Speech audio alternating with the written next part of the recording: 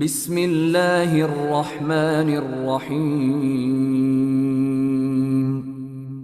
পরম করুণাময় ও অসীম দয়ালু আল্লাহর নামে শুরু। আলহামদুলিল্লাহিল্লাযী আনজালা আলা আবদিহিল কিতাবা ওয়া লাম ইয়াজআল লাহু ইওয়াজা। সব প্রশংসা আল্লাহর, যিনি নিজের বান্দার প্রতি এ গ্রন্থ নাজিল করেছেন এবং তাতে কোনো বক্রতা রাখেননি। কাইয়িমান লিয়ুনযিরা বা'সান শাদীদান মিন লাদুনহু ويبشر المؤمنين الذين يعملون الصالحات أن لهم أجرا حسنا। একে সুপ্রতিষ্ঠিত করেছেন যাতে আল্লাহর পক্ষ থেকে একটি ভীষণ বিপদের ভয় প্রদর্শন করে এবং মুমিনদেরকে যারা সৎকর্ম সম্পাদন করে তাদেরকে এই সুসংবাদ দান করে যে তাদের জন্য উত্তম প্রতিদান রয়েছে। মাকিসিনা ফীহি আবাদা, তাতে তারা চিরকাল অবস্থান করবে।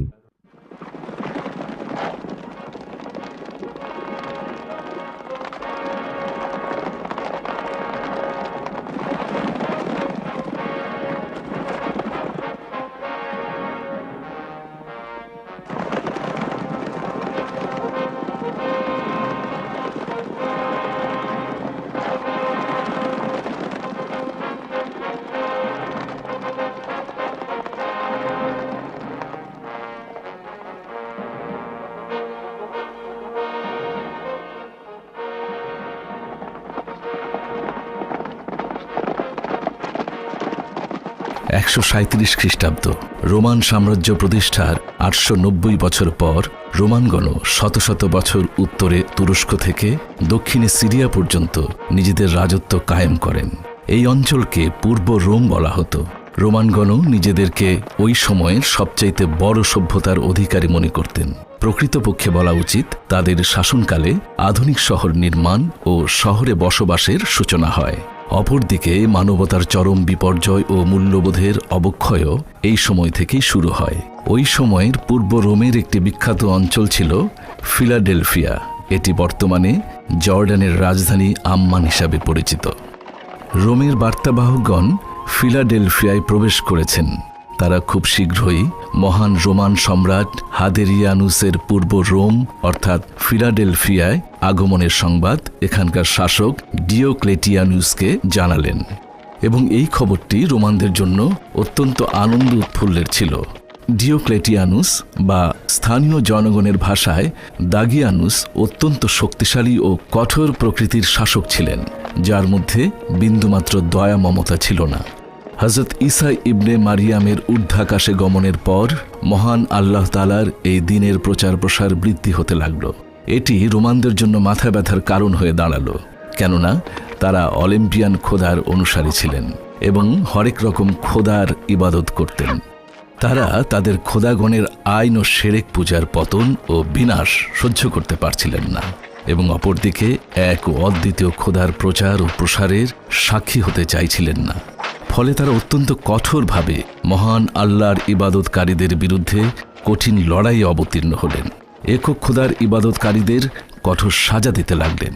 কিন্তু এত সব সাজা দেওয়া সত্ত্বেও নতুন এই দিনের প্রচার ও প্রসার দমিয়ে রাখতে পারলেন না।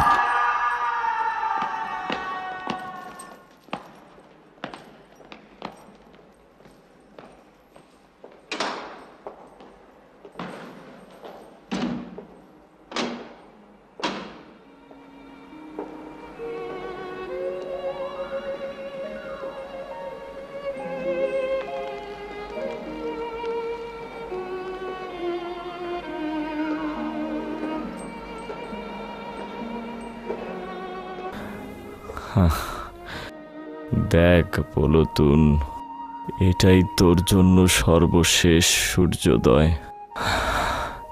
সম্ভবত আগামীকালের সূর্যোদয় আর দেখতে পাবো না। আজকেই সফরের সরঞ্জাম গুছিয়ে নিতে হবে। কিন্তু কোথায় সেই সফর? তোর পরওয়ারদিগারের রহমতের সান্নিধ্যে তার মানে এই দুশ্চিন্তার বেড়াজাল ছিন্ন করে তোর অনুগ্রহের কোলে ঠাঁই নেব। হে মেহেরবান দয়ালু, জানি তুমি মহানুভবতা দেখিয়েছ, এই তুচ্ছ বান্দাকে ক্ষমা করেছ, এই বেচারাকে তোমার রহমতের ছায়াতলে ঠাঁই দিয়েছ। আমি তো আসলে নিজেকে চিনি। এই সকল দয়ার প্রতিদানের লজ্জিত হওয়া ছাড়া আর কি করতে পারি? এখনো ঘুমাওনি পুলতুন? খুব শীঘ্রই ঘুমিয়ে পড়ব, দীর্ঘ এক ঘুম, অতঃপর অনন্তকাল ধরে জেগে থাকা। পুলতুন, আচ্ছা, মৃত্যুর পরে যদি আবার জন্ম হয়, ও এত কষ্টভোগের পরেও যদি পুরস্কার পাওয়া না যায়, তবে কি হবে? তার মানে কি এই যে হাজার হাজার পয়গম্বরের ওয়াদা সত্যি হবে না? না না। পুলতনীয় সায়েন্তুস, চলো, দরজা খোলো, চলো। তাকে কোথায় নিয়ে যাচ্ছ? আদালতে। এদিকে আয়। প্লুটোনিয়াস, খোদা তোমার সহায় আছেন। খোদা তাআলার রহমত তোমার অপেক্ষায় আছেন। ভয় পেও না। এই থামো। খোদার উপর ভরসা রেখো। ভয় পেও না প্লুটোনিয়াস। তোমার ঈমানকে দুনিয়ার কাছে বিক্রি করে দিও না।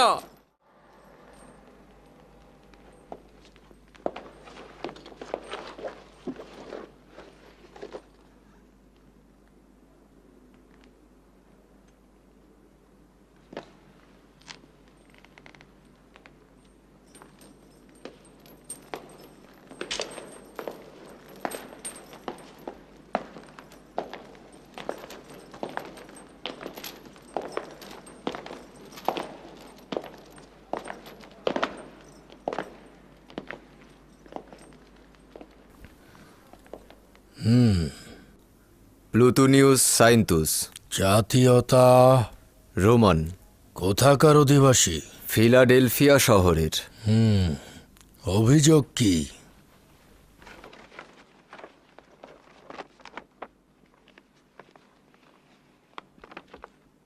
প্লুটোনিয়াস সায়েন্তুস, ওনার বিরুদ্ধে অভিযোগ হচ্ছে সে মহান সম্রাট হাদেরিয়ানুস ও অন্যান্য খোদাদের ভাস্কর্যের সম্মুখে তাজিম করেনি, এবং একই সাথে অভিযোগ হচ্ছে সে মহান সম্রাটের ভাস্কর্য ভাঙচুর করেছে। অতঃপর তওবা করার পরিবর্তে পরাক্রমশালী রোমান খোদা ও জুপিটারকে অস্বীকার করেছে, এবং একই সাথে তুচ্ছ ও গোলামদের দিন অর্থাৎ ঈসা মসিদের দিন সে গ্রহণ করেছে।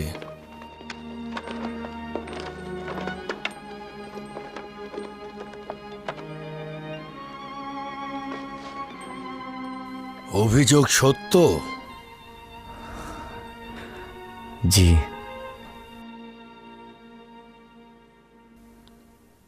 তোর শাস্তি হবে মৃত্যু, আর সেটাও হবে সবচাইতে কঠিন ও নির্মম মৃত্যু।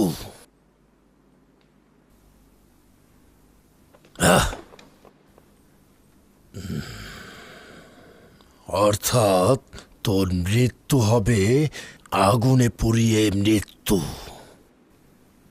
শুনেছি তোদের মূল হর্তাকর্তা আদুনিয়া।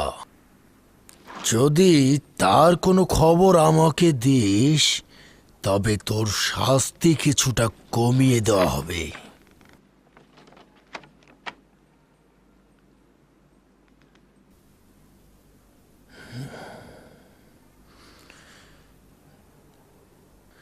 নির্বোধ!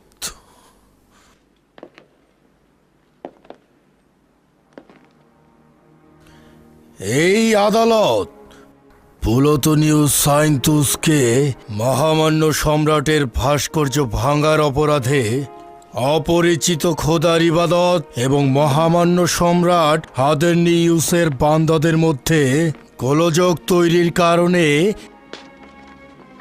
মৃত্যু পরোয়ানা জারি করছে। তোকে আজকে জোহরের সময় অপোলনের মন্দিরের নিকট পুড়িয়ে মারা হবে। ওকে নিয়ে যাও এখান থেকে।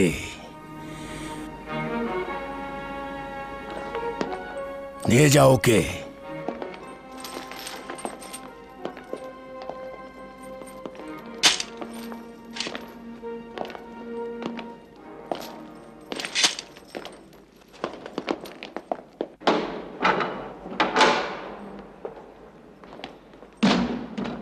এই কারারক্ষী, এদিকে এসো, ওকে নিয়ে যাও।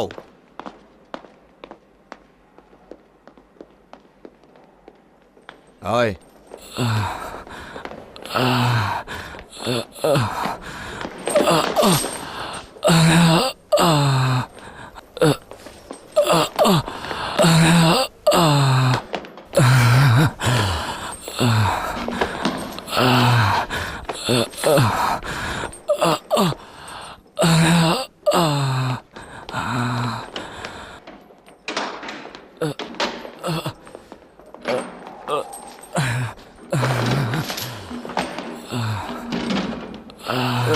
প্লুটোনিয়াস, তোমার ভাগ্যে কি হলো? তোমার তোমার রায় কি হলো? আজ প্রজাপতির ন্যায় আগুনে পুড়ে মারা যাব। হ্যাঁ, আগুনে? আগুনে।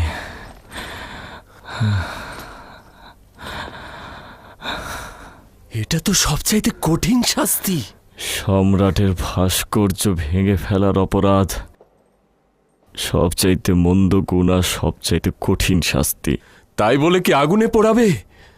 তাতে কি পার্থক্য রয়েছে এদনান? অবশ্যই পার্থক্য রয়েছে। পূর্বে তো জেনাকারী, ব্যভিচারী ও জাদুকরকে আগুনে পুড়িয়ে মারা হতো, কিন্তু এখন তাওহীদে বিশ্বাসীদের পুড়িয়ে মারা হচ্ছে। একদিন তো মরতে হবেই। এই পদ্ধতিতে কি অসুবিধা রয়েছে? হয় আগুনে পুড়ে, নয়তো ক্রুশবিদ্ধ হয়ে। খুব দ্রুতই এই মাটিতে মিশে যাব। কি অবাক ব্যাপার! মাটি থেকেই জন্ম নিলাম, এই মাটি থেকেই খাবার সংগ্রহ করলাম, আবার সেই মাটিতেই মিশে যাব। কিন্তু কিন্তু ভয় হচ্ছে। তার মানে তুমি মরতে ভয় পাচ্ছ, তাই না? না, মৃত্যুকে আমি ভয় পাই না, পুনরায় জীবিত হওয়াকে আমি ভয় পাই। জানো, আমি গণনা করে দেখেছি, কয়েক হাজার দিন বেঁচে ছিলাম, কিন্তু এর মধ্যে জীবিত ছিলাম শুধুমাত্র 1 বছর। আদুনিয়ার সঙ্গে যেদিন মোলাকাত হলো, সেদিন থেকেই বাঁচতে শুরু করলাম। এর পূর্বে অসংখ্যবার খোদার সঙ্গে নাফরমানি করেছি। খোদার কাছে পানাহা চাইছি এই হাত দ্বারা, এই চোখ দ্বারা, এই পা দ্বারা। অসংখ্য গুনাহ করেছি আমি। এই শেষ সময় জানি না খোদা আমাকে ক্ষমা করেছে কিনা। প্লুটন, চিন্তা করো না প্লুটন। তুমি এই সংক্ষিপ্ত সময়ে খোদা তাআলাকে সন্তুষ্ট করতে পেরেছ। এমনকি এখন নিজের জানের বিনিময়ে খোদা তাআলাকে সন্তুষ্ট করছো। তুমি পারবে না। দেখো, আমি তোমাকে আমার হারিয়ে দেব। সাথে তুমি পারবে না। এই অযথা চেষ্টা করছো। পারবো না, দাঁড়াও, এখনই দেখাচ্ছি। পারবে না। তোমার কল্পনা। কি হলো? বাবা, কি হলো আমি গানু? মারা গেছি। এসো, তোমাকে চুমু দেই। আমি দেখাচ্ছি মজা। আস্তে, পেরিন, এর তুমুদকে নিয়ে যাও। আমি একটা বৃদ্ধ মানুষ, কতবার আর মারা যাব। আস্তে, ঘরে মেহমান রয়েছে। জীবাণু। জি। আমি আর একটু খেলতে চাই। আমরা সকল পৃষ্ঠপোষকতা দিয়ে বঞ্চিতদের সাহায্য করব। নিঃসন্দেহে আপনি আপনার হেকমত ও বুদ্ধিমত্তা দিয়ে হজরত ঈসা মসিহের অনুসারীদের জন্য খুব ভালো একজন প্রহরী হবেন। দ্বিতীয়ত, আপনি ডিওক্লেটিয়ানুসের জামাতা ও একই সাথে বানু হেলেনের পতি দেবতা হিসেবে রাজমহলে আপনার আধিপত্য বিস্তার করতে অবশ্যই সক্ষম হবেন। আলী জনাবান, আলী জনাব, রাজমহল থেকে সেনা কর্মকর্তা এসেছে। বলছে যে দাগিয়ানুসের পয়গাম এনেছে। আচ্ছা ঠিক আছে, ভেতরে নিয়ে এসো, যাও। জি। এখনো সঠিক উচ্চারণ করতে পারে না। ডিওক্লেটিয়ানুসকে বলে দাগিয়ানুস। শুভ সকাল আলী জনাব। শুভ সকাল জনাব ডিওক্লেটিয়ানুস আপনাদের সহ শহরের গণ্যমান্য ব্যক্তিদের রাজমহলে গুরুত্বপূর্ণ আলোচনার জন্য ডেকেছেন। ঠিক আছে। কোনো আদেশ রয়েছে? না, তুমি আসতে পারো। তার মানে কি এমন ঘটল? খুব দ্রুতই বোঝা যাবে। গালুস, আমার টমটম প্রস্তুত করো। জি। তোমরা রাজমহলের দিকে রওনা করো। আমি প্রথম সুযোগেই তোমাদের সঙ্গে মিলিত হব। চেষ্টা করবে যেন আমার অনুপস্থিতি বুঝতে না পারে।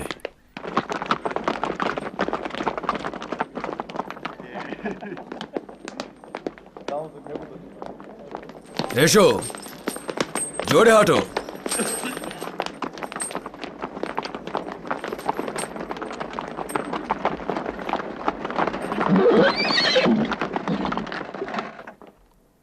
দরুদ আপনার উপরেও দরুদ। দেরি করলেন কেন? জানি না কেন ইয়াহুদি গণ্যমান্যদের খবর দেওয়া হলো। অবশ্যই গুরুত্বপূর্ণ কোনো বিষয় রয়েছে। দরুদ আলী জনাব। দরুদ আলী জনাব। দরুদ দরুদ জনাব ডিওক্লেটিয়ানুসের উপদেষ্টা মণ্ডলী। দরুদ আপনাদের। দরুদ বিচারপতি গায়ুস। ও জনাব বিচারপতি। দুঃখিত জনাব জুলিয়াস, আপনার সাথে আমার সামান্য কিছু কাজ রয়েছে। আসলে বেশ কিছু রায়ের বিবরণী পেশ করা প্রয়োজন।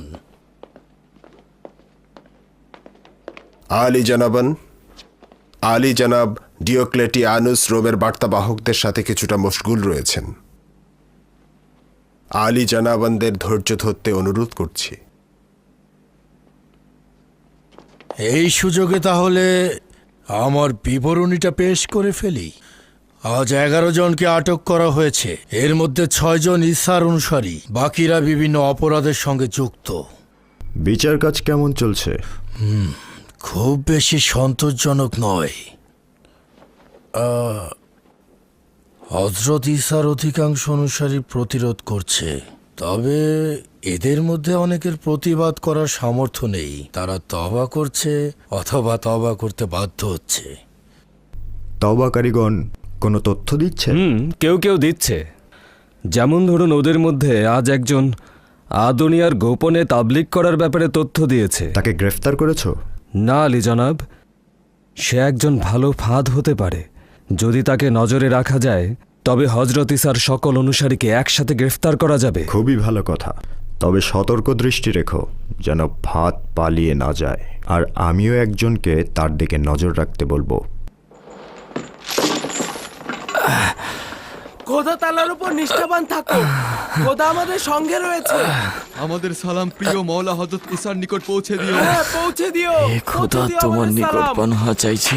সাহস রেখো, নিজের তালাশকে বৃথা যেতে দিও না। সাহস রেখো। খোদা আমাদের সঙ্গে রয়েছেন। হে খোদা, আমাদের ফরিয়াদ কবুল করুন। তাকে নিও না, তাকে ছেড়ে দাও। বাধা দাও পুলুতুন। পুলুতুন, ছেড়ে দাও। ভয় পেও না পুলুতুন। খোদা তোমার সহায় রয়েছে। ভয় পেও না।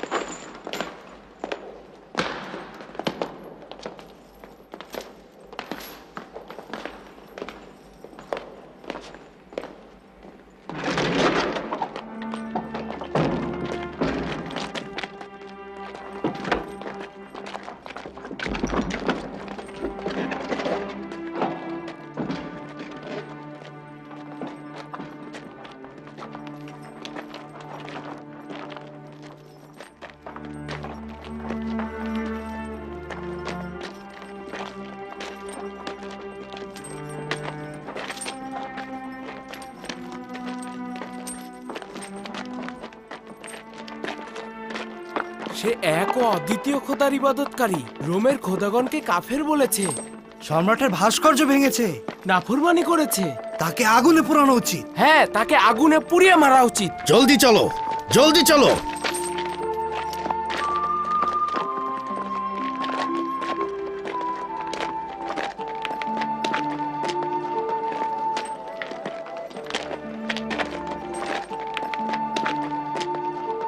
সরে যাও, এক পাশে সরে দাঁড়াও। তোকে অবশ্যই হত্যা করা উচিত, তোকে আগুনে পুড়িয়ে মারা উচিত।